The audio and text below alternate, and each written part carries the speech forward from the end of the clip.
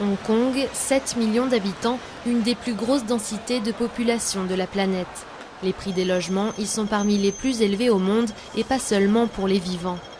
Les places dans les cimetières ou les columbariums sont rares et chères, alors certaines familles partent au large pour faire leurs adieux. Ma mère pensait qu'un enterrement en mer lui correspondait et respectait l'environnement.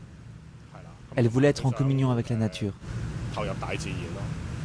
Une méthode écologique mais surtout économique qui séduit de plus en plus de Hongkongais. L'année dernière, 661 familles ont opté pour des funérailles en mer, un chiffre qui reste faible mais qui a quadruplé depuis la mise en place de ce service par le gouvernement en 2007. Au début, nous n'avions qu'un tout petit bateau qui manquait de toutes sortes de matériel. Les gens n'acceptaient pas l'idée des funérailles en mer.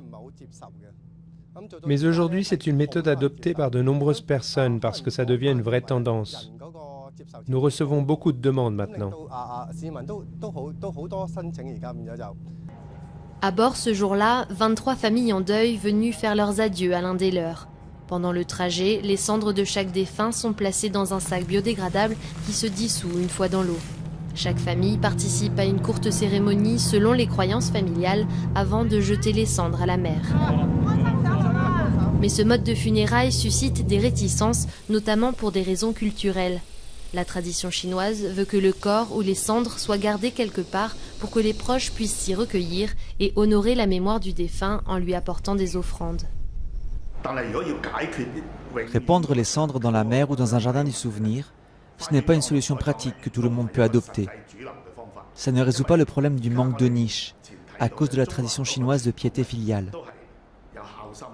Si quelqu'un répand les cendres dans la mer ou dans un jardin, les restes du défunt disparaissent. Donc pour la plupart des gens, cette méthode n'est pas acceptable. Le gouvernement a promis de créer 120 000 nouvelles niches d'ici fin 2012, un chiffre insuffisant. À Hong Kong, plus de 40 000 personnes meurent chaque année.